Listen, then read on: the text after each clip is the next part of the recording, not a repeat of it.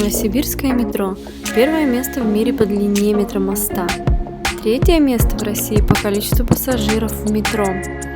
Перевозит более 80 миллионов пассажиров в год. Четвертое место в России по числу станций. Метрополитен запущен 7 января 1986 года, является самым восточным метрополитеном России. После запуска Новосибирский метрополитен стал первым и единственным за Уралом и в Сибири.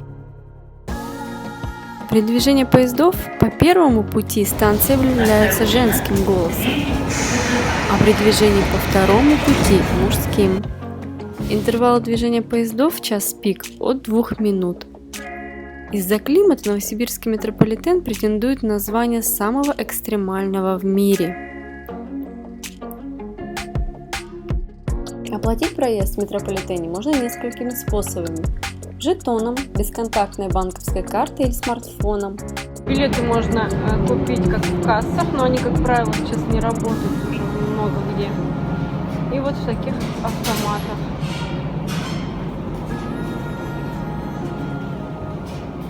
Здесь можно посмотреть остаток на карте школьника-студента и социальной карты, но пополнить, по-моему, нельзя. Прикладываете карту школьника и смотрите остаток. У нас 103 рубля. Идем пополнять. Стоимость проезда 25 рублей. При оплате транспортной карты 24 рубля. При оплате карты школьника 12,5 рублей. Дети до 7 лет бесплатно. Без дополнительной платы можно провозить детские коляски, инвалидные коляски, а также 2 единицы багажа. В 1986 году проход через турникеты осуществлялся с использованием 5-копеечной монеты. В 1991 году для удобства были введены первые жетоны, а после того, как на терминале загорится зеленая стрелочка, проход разрешен. Режим работы метро Новосибирска с 5 часов 45 минут и закрывается в 12 часов ночи ежедневно. Первый состав отправляется от конечной станции в 6:00. А по некоторым праздникам, обычно это Новый год, 9 мая, День города, метро в Новосибирске работает до часу либо до 3 часов ночи. В 2020 году продолжается строительство 14-й станции Спортивной. Она располагается в левобережной части города, на берегу Оби, между станциями Речной вокзал и Студенческая. По прогнозам, открытие состоится летом 2022 года, рядом со станцией Спортивная. Строится Ледовый дворец к молодежному чемпионату мира по хоккею 2023 года. Станция и дворец будут в едином стиле. А в отдаленной перспективе есть строительство станции Площадь Станиславского, а также продление Ленинской линии еще на 2 станции. Развитие сети метрополитена видится и в продолжении Ленинской линии на север, вдоль магистрали Ельцовская и Космическая. Если вы оставили вещи в метро, то можно обратиться в комнату забытых вещей, которая находится на станции Октябрьская. Здесь их хранят в течение 6 месяцев. Для получения понадобится удостоверение личности. В Новосибирском метро 2 линии и существует 1 станция пересадки – Сибирская, Красный проспект. Переход на станцию в соседней линии осуществляется через общий вестибюль или через подземный туннель. Один из вестибюлей станции Красный проспект также играет роль перехода с одной станции на другую. Сибирская открыта в 1987 году. Самая глубокая станция – 16 метров. И самый длинный эскалатор – 150 ступеней или 30 метров. Вместе со станцией Красный проспект Ленинская линия образует пересадочный комплекс, оформлен в строгом стиле. Облицовка потолка, пола и стен использована светлым мрамором. Станционный потолок выполнен в виде изморози, светлой россыпи разнообразных свисающих кристаллов. Этим оформлением автор сделал попытку выразить характер Сибири. Художественное панно имеет свои названия. Левая путевая сторона состоит из панно под названием «Воды Сибири», «История Сибири», «Цветы Сибири», «Люди и горы». А на правой путевой стороне находятся леса Сибири, хлеб Сибири, север, недра Сибири. центре платформы расположены лестницы, ведущие в переход на станцию Красный проспект. Переход осуществляется через два прямоугольных туннеля. В народе переход через туннель назван пьяным из-за его кривизны. А кривизна это объясняется тем, что метростроители почти в последний момент пустили трассу в обход Дворца бракосочетания, хотя изначально трасса проектировалась по наикратчайшему пути.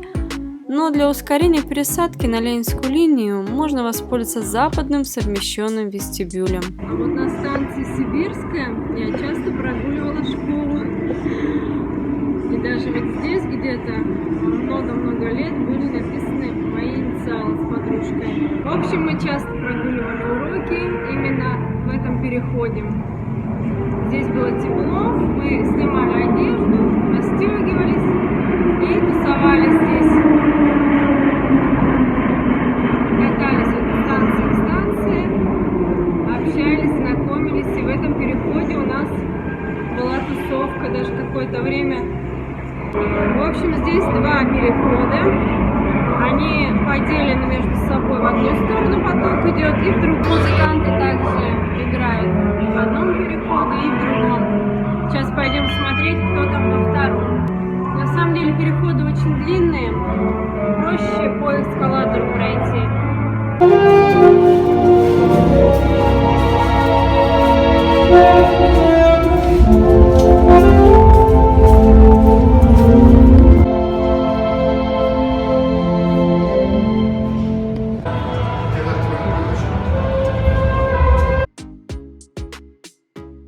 Метро Красный проспект.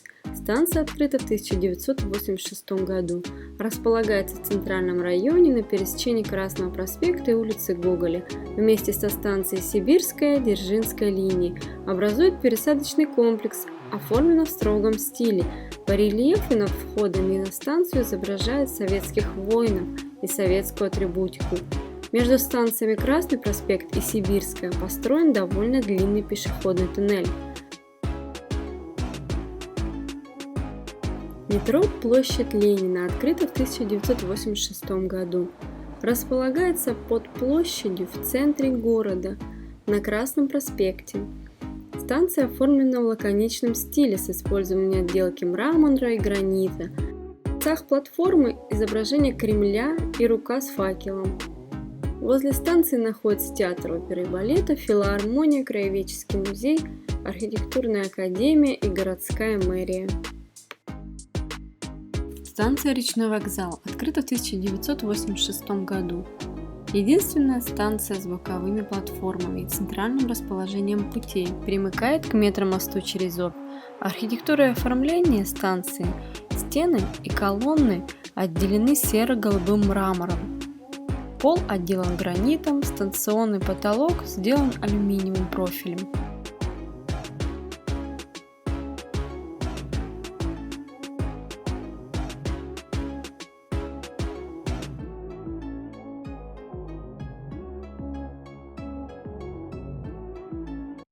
На стенах имеется 10 круглых центральных витражных вставок со стилизованными изображениями сибирских городов: Новосибирска, Омска, Барнаула, Томска, Тобольска, Бийска, Новокузнецка, Сургута, Тюмени и Мангазеи. По задумке автора, станция большой плывучий по Оби корабль, и через иллюминаторы видны преобразованные трудом советских людей берега, древние сибирские города и новостройки. Речной вокзал в Октябрьском районе Новосибирска, на склоне пойменной части Оби. При этом западная часть станции является полностью наземной, с вестибюлем на первом уровне и платформами на втором, а восточная – подземная. Станция непосредственно примыкает к крытому метромосту через Обь. Первый пролет мостового перехода опирается на конструкции станции. В непосредственной близости от станции метро находится театр «Старый дом», гостиница «Обь», Ривер-парк, Михайловская набережная и речной вокзал. Новосибирский метромост – семипролетный крытый метромост через Обь, соединяющий станции Студенческая и Речной вокзал Ленинской линии Новосибирского метрополитена. Общая длина составляет 2145 метров, из нее 896 метров – речная часть. Метромост состоит из 3 частей: правобережной эстакады, мостового перехода и левобережной эстакады. Правобережная эстакада представляет собой остекленный зеленый короб-галерею с оконными проемами 2 на 2 метра, соединяющий мостовой переход с наземной частью речной вокзал. Зимой метромост сокращается, а летом растягивается на 50 см, для чего на опорах установлены ролики, относительно продольной оси которых качается вся студенческая, а также модернизирована портальная тепловая завеса на станции Речной вокзал.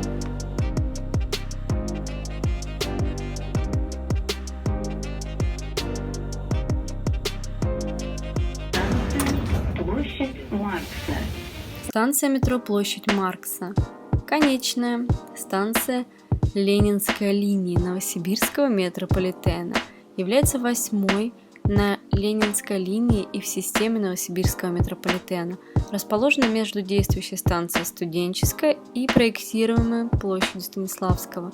Территориально станция располагается в Ленинском районе Новосибирска, в центре крупнейшего на левом берегу узла наземного транспорта, под площадью Маркса. Тип конструкции – основная односводчатая станция мелкого заложения. Свод платформы аналогично станции Зальцовская. Авторы проекта сделали максимально увеличенным по высоте. В результате из обоих вестибюлей полностью просматривается посадочный перрон. Проект станции предусматривает 2 вестибюля – западный и восточный.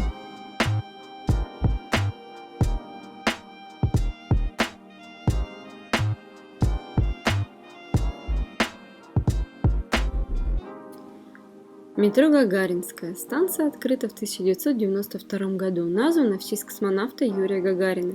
Считается одной из самых красивых оформленных станций. Среди элементов стилизованные под иллюминаторы конструкции, звезды светильника и портреты космонавта. Станционный потолок покрашен в темно-синий цвет. Светильники создают иллюзию звездного неба. Колонны покрытые шлифованными плитами из нержавеющей стали. Расположена станция в Зальцовском районе, вдоль улицы Красный проспект. Рядом остановка электричек и торговый центр Royal Park.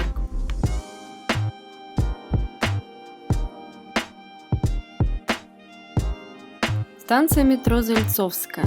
Конечная на Ленинской линии. Все выходы станции позволяют выйти на площадь Калинина и Красному проспекту. Рядом со станцией находится приборостроительный завод, СГУПС, Институт путей сообщения и торговые центры. В пределах транспортной доступности расположены городская клиническая больница и городской аэропорт Северный.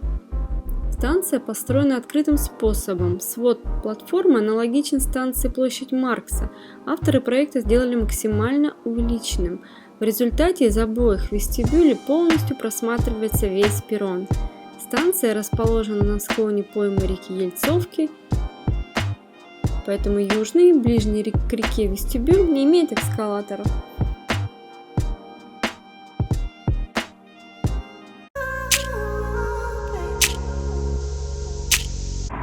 Мы начинаем свой обзор по станциям метрополитена с недавно построенной станции метро «Золотая Нива». Станция «Золотая Нива» открыта в 2011 году. Расположена в восточной части города возле перекрестка улиц Кашурникова и Бориса Богаткова.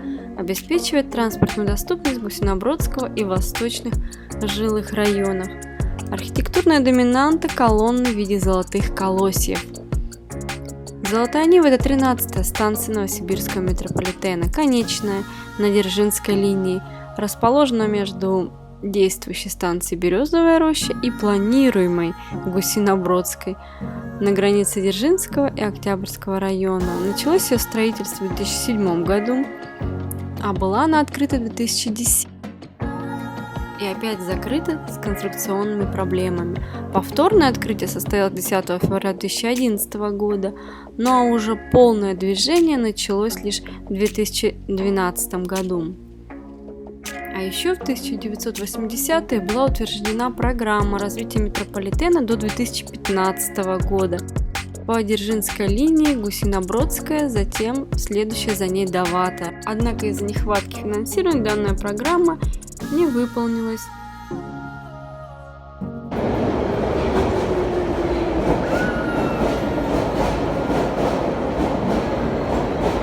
Нам удалось прокатиться в поезде-музее о истории Новониколаевска-Новосибирска. Каждый из 4 вагонов – музейный зал. Первый вагон так начинался Новосибирск 1893-1920 годов. Затем будни великих строек 1920-1940. Третий вагон город войной опаленный 1940-1945 года. Четвертый Новосибирск, устремленный в будущее. Экспозиция посвящена 25-летию Новосибирского метрополитена. В поезде-музее появилась новая экспозиция 585 тысяч тонн для победы к 105-летию Николая Лунина. В ней использованы редкие фотографии и документы. Бригада Николая Лунина в 1940 году предложила внедрить новый метод проведения текущего ремонта паровозов силами самой поездной бригады. Новый эффективный метод получил название Лунинский и стал активно применяться на железных дорогах Советского Союза. Во время войны в декабре 1941-го Николай Лунин 2 паровозами доставил в Москву 5000 тонн угля, 100 вагонов, при норме на одну машину 250 тонн. Это положило начало новому движению сверхтяжелых поездов. Всего же за время войны машинист Николай Лунин перевез 585 тонн военных и хозяйственных грузов. В 1943 году ему было присвоено звание Героя социалистического труда.